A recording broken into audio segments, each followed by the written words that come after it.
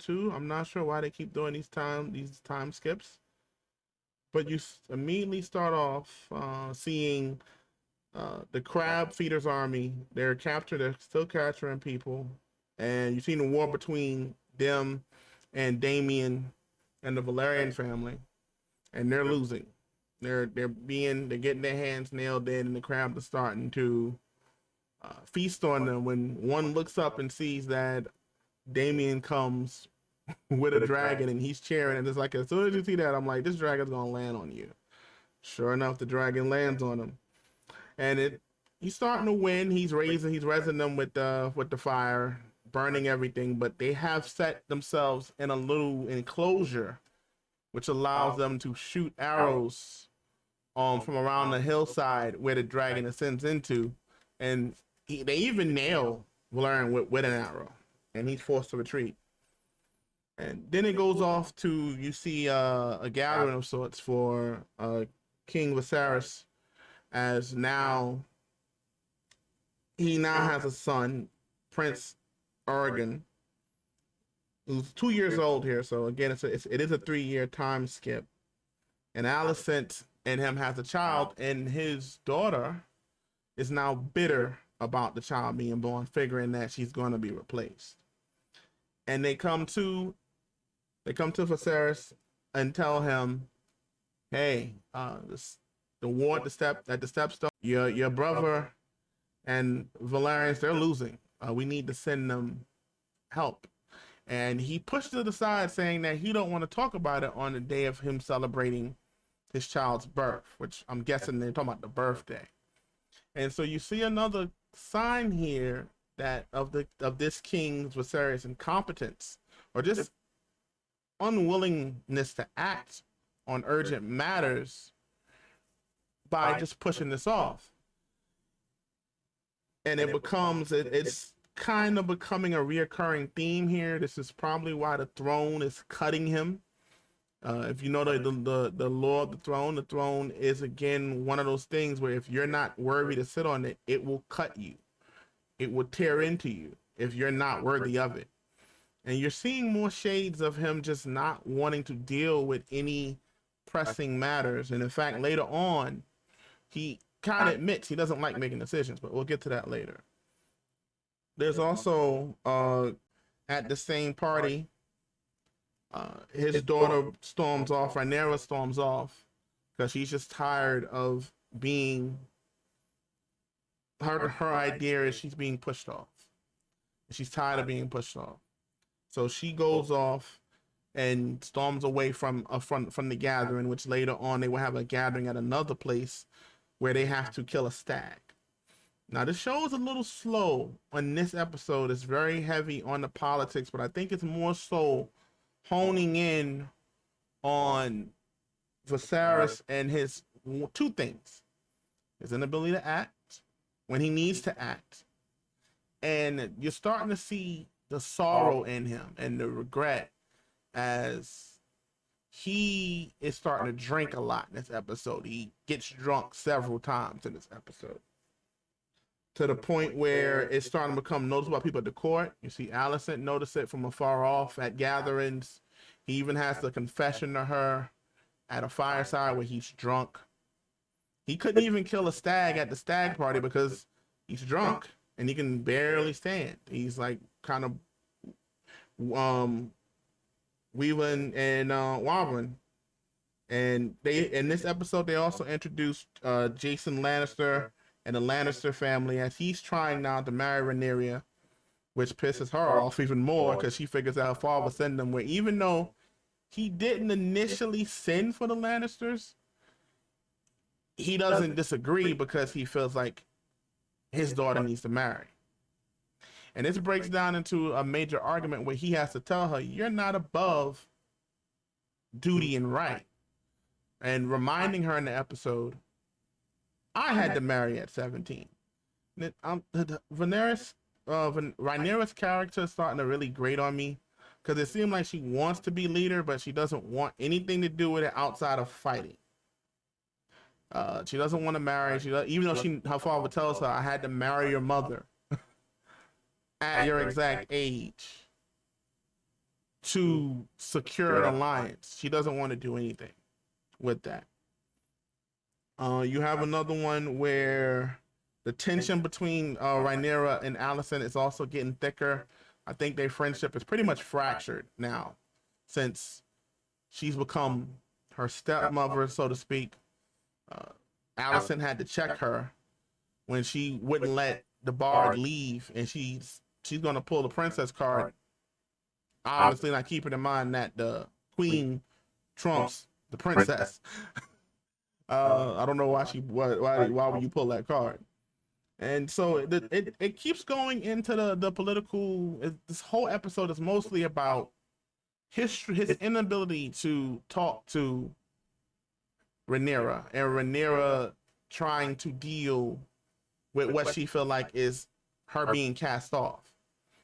Now, skipping some things here, you get to the point where he finally talks to her, and he's like, "Why are you so pissy? Why are you?" He didn't say that word, but he's like, "Why are you so angry? You've been angry for 2 years."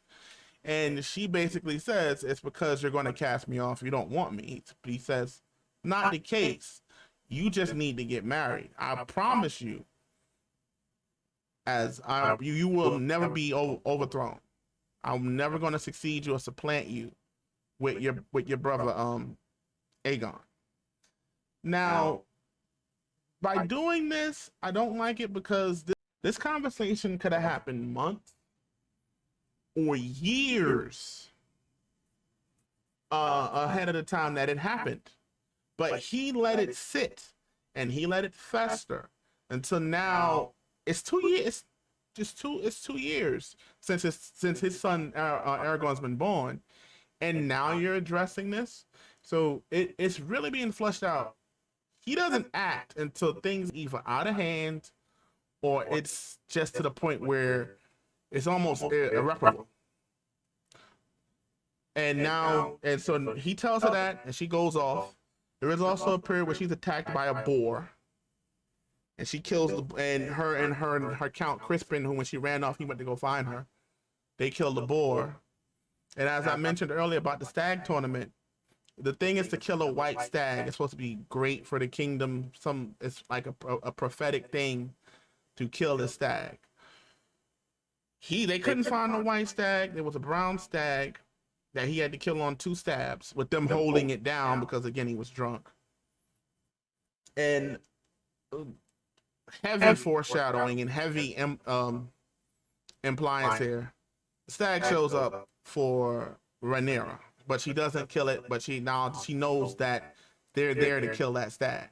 But when she's with her and her knight, she sees it. He goes to kill it. She says, "Leave it alone." They don't kill the stag. Another thing is you're also seeing behind the scenes still you have Otto playing and trying to weave his hands in things. He's trying to convince Alicent to get the prince or his grandson to be named king, because then of course his family would have heavy ties to the throne than they have right now. And she's kind of reluctant because she's been talking to the king and she knows that he really wants his daughter. In fact, that's kind of sad, actually. The only person that knows that his intentions for his daughter is Alicent. She can't say that to Rhaenyra because they're on the outs. But he's made it's clear that he wants Rhaenyra to remain on the throne even after his time is done. And so she's kind of listening to her father, but somebody comes in, I think it was the Lannisters. And so he leaves it alone, but he's still pulling strings behind the scenes as far as little power plays. I still think he could be like a Littlefingers in the show, but he doesn't really have to be as drastic as Littlefingers right now, because with the king not an aptitude of acting, he just kind of nudges him in places where he wants him to go. You also have it to where Alicent is the one who tells the king, kind of she puts it in perspective. If you want to help your brother and get rid of the crab feeders, or do you think that the world is better with the crab feeders in here? It's only after this conversation does he decide, I'm going to send aid. to Daemon and the other Valerians who are fighting in the Stepstones. Now, a funny thing happens here is the armies have started turning against Daemon. And Daemon is getting kind of a little stiffy about it. They come up with a plan to have somebody act as bait to draw out the armies, and which will allow them to flush them with dragon fire. And as they're talking about this plan, he gets the notice from Viserys that he's going to send aid. He beats the hell out of the messenger.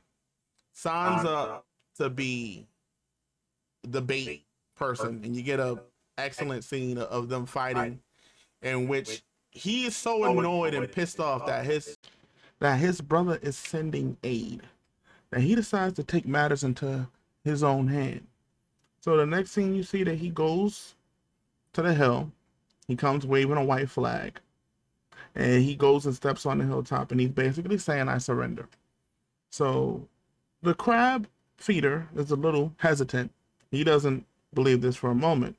And you see he kind of sends like a couple people there to go take his surrender in. And he has a sword in his hand. He puts the sword above him, kind of stretches his hands out to show, "I surrender." And just as they go to take the sword, he goes and he starts slicing the legs up of the person that took the sword. He kills the other men that was accompanying the guy that was taking the sword. So the crab person is sending more people in to fight him. And now you have the archers on the valleys. They're shooting arrows at him, but he's just dicing through the whole group, and he's slashing and slaughtering them, all of them.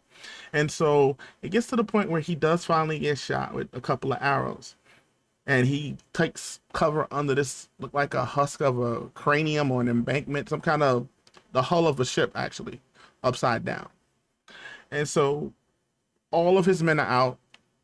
He sends almost all of his army out to end Daemon, and they surround him. And then all of a sudden you see the Valerian men coming over the hillsides. He used himself as bait for the trap that was mentioned earlier, and they slaughtered him.